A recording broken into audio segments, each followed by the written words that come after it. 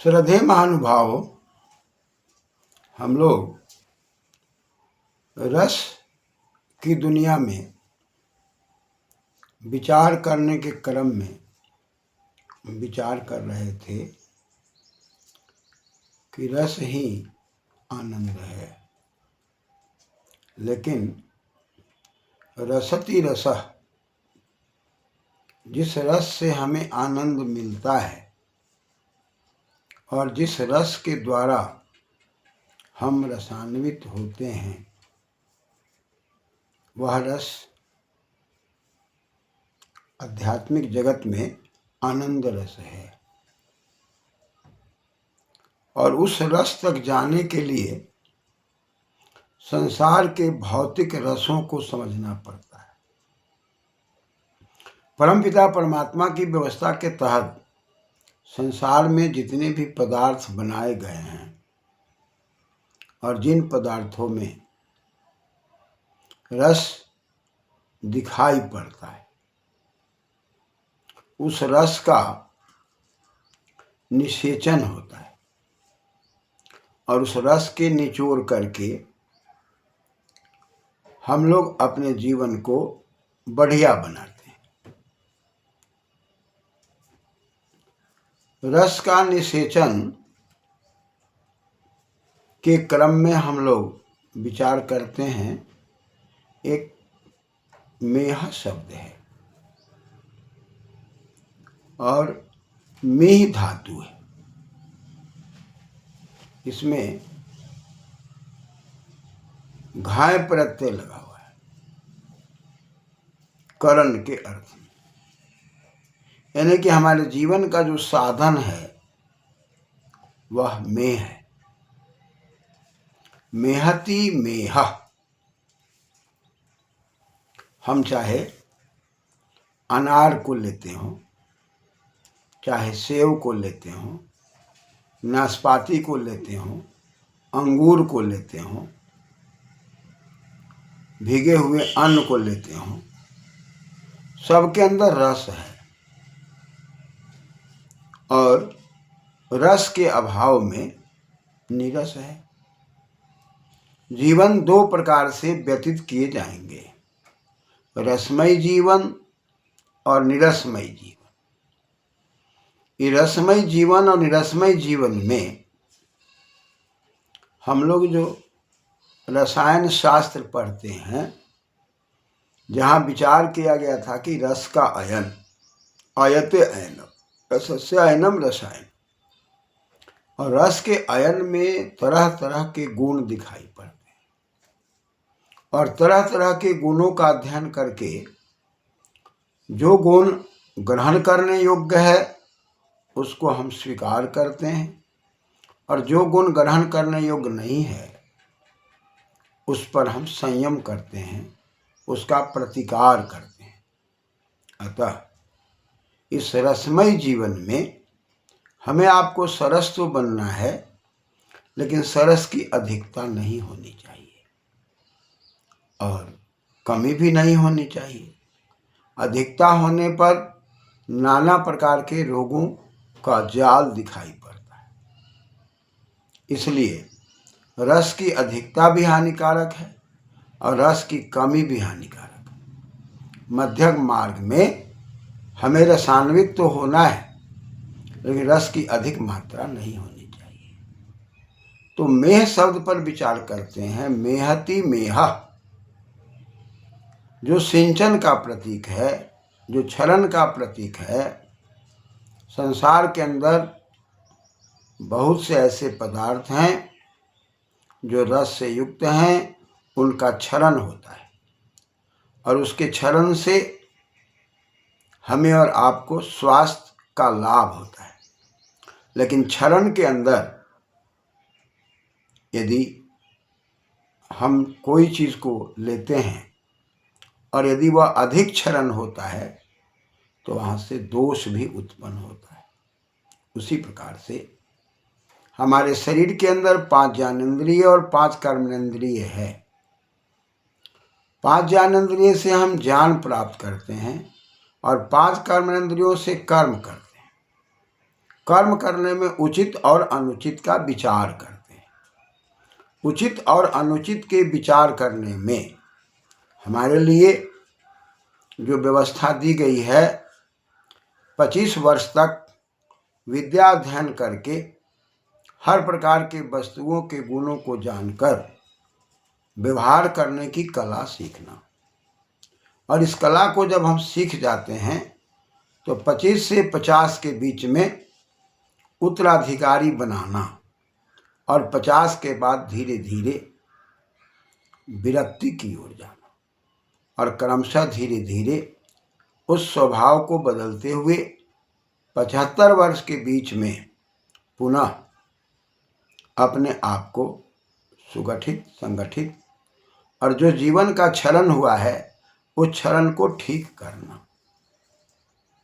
पुनः 75 के बाद 100 वर्ष के बीच में सामाजिक सेवा में लग जाना। विद्या के क्षेत्र में हो, व्यापार के क्षेत्र में हो, धन के क्षेत्र में हो, शासन के क्षेत्र में हो, सामाजिक कर्मों को करते हुए व्यक्तिगत और सामाजिक दोनों जीवन का समन्वय करना। इस अंतराल में जो भी रस हमको मिलते हैं उस रस के महत्व को न समझकर हम यदि उसका दुरुपयोग करते हैं तो उसी रस में जो क्षरण होता है उसके अंदर अधिकता हो जाती है, तब हम रोग से ग्रसित हो जाते हैं। जब हम रोग से ग्रसित हो जाते हैं रस के अधिक क्षरण होने के कारण या किसी पदार्थ के रस की अधिकता हो जाने के कारण रस का क्षरण शुरू हो जाता है। ऐसी परिस्थिति में हम नाना प्रकार के रोगों से ग्रसित होते हैं और नाना प्रकार के रोगों में जो ग्रसन होता है उस ग्रसन में जो एक रोग है जो सरल सहज है वह सबके अंदर समाहित हो जाता है।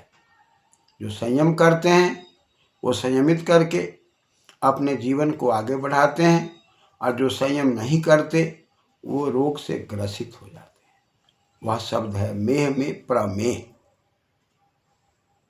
और उस प्रमेह पर यदि हम विचार करते हैं तो ये प्रमेह के लक्षण गुण कई तरीके के होते हैं और इसके लक्षण गुणों पर शास्त्रों में पूरी की पूरी बातें कही गई है कि यदि हम कहते हैं प्रकर्षेण क्षरति मेहति इति प्रमेय, जब ज़्यादा अधिक मात्रा में कोई चीज़ का क्षरण हो जाए या अधिक मात्रा में क्षरण होने लग जाए तो वहाँ से प्रमेह का दौर शुरू हो जाता है। सुप्तावस्था और जागृत अवस्था ये दो अवस्थाएं हैं। जिस सुप्तावस्था में हम दो प्रकार के चीज़ों को देख पाते हैं, स्वप्न निद्रा ज्ञानावलंबनम व ज्ञानावलंबनम। स्वप्न ज्ञानावलंबनम और निद्रा ज्ञानावलंबनम। स्वप्न के अवलंबन में या निद्रा के अवलंबन में हमारी समस्याएं खड़ी होती है। मन में जितने भी विकार हमारे तंतुओं में कोशिकाओं में पैदा होते हैं वो स्वप्न की अवस्था में सामने प्रकट होते हैं, निद्रा की अवस्था में प्रकट होते हैं। और उसको संयम करने के लिए शिव संकल्प मंत्र का पाठ किया जाता है। सोने के पहले 25 वर्ष से पहले अनिवार्य कर दिया गया है कि हमें शिव संकल्प मंत्र पढ़ना है। 25 से 50 के बीच में भी पढ़ना है, 50 से 75 में भी पढ़ना है। लेकिन अभ्यास काल में दृढ़ता हो जाए और जब 25 वर्ष के पहले दृढ़ता हो जाएगी तो उसके बाद अभ्यास हो जाएगा, व्यक्ति स्वतः शिव संकल्प मंत्र की ओर बढ़ेगा। और इन मंत्रों का विनियोग करके ही हम स्वप्न से निद्रा से बच सकते हैं। एक तरफ मंत्र का विनियोग करते हैं, दूसरी तरफ हम रस के गुणों को जानने का प्रयास करते हैं। और रस के गुणों को जब हम जानते हैं तो किन पदार्थों से हम कौन सा रस लेते हैं। जैसा कि 10 धेनु की चर्चा की गई थी, उसमें गुड़ को भी धेनु कहा गया है, गन्ना को भी धेनु कहा गया है, ये सब रसान्वित चीज है। और दूध को भी धेनु कहा गया है। इन रसों की जब अधिकता हो जाएगी तो हमारे शरीर में भी वह पदार्थ नहीं टिक पाएगा, और शरीर में जब नहीं टिक पाएगा तब हम कई प्रकार के रोगों से युक्त हो जाएंगे। तो इस रस के क्षरण में एक रोग पैदा होगा जिसका नाम है बहुमूत्र। जब कोशिकाएं ढीली हो जाएगी, रस की अधिकता बढ़ जाएगी, तब वहाँ से वो क्षरण शुरू होगा। और क्षरण के अंदर हमारे आपके जीवन में जो रस उत्पन्न होंगे, वो रस से पुनः आगे की बढ़ोतरी होगी। और इस रस के अंदर 6 प्रकार के रस होंगे। कटु होगा, तिक्त होगा, कसाय होगा, मधुर होगा, अम्ल और लवण होगा।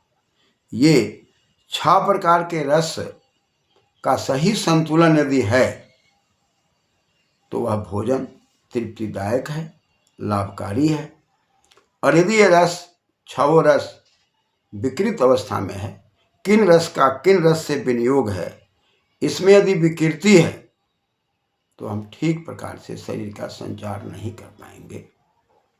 और बहुमूत्र की जगह पर जब प्रमेह की बात आएगी और प्रकर्षेण मेहति इति प्रमेह, अधिक क्षरण होगा, तो हमारे शरीर के अंदर भी जो कुछ भी हम खाएंगे, उस शरीर के अंदर जो रस बनेगा, उस रस को यदि हम आयुर्वेद से विचार करें तो कहा कि रसः प्रीणयति, रस तृप्तिकारक है, हमको तृप्त करता है, संतुष्ट करता है, जीवनीय तत्वों को प्रदान करता है, लेकिन उसकी मात्रा निश्चित है। 6 प्रकार के रस की मात्रा निश्चित है। मधु की मात्रा अधिक है तो भी हानिकारक है। और मधु शब्द पर यदि हम विचार करते हैं तो मन धातु है, संजाने अर्थ।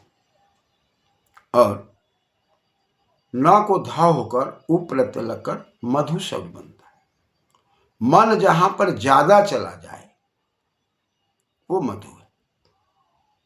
रस तो 6 है, लेकिन 6 रसों में मन ज्यादा भागता हो, मन में विकृतियां ज्यादा आती हो, वो मधु है।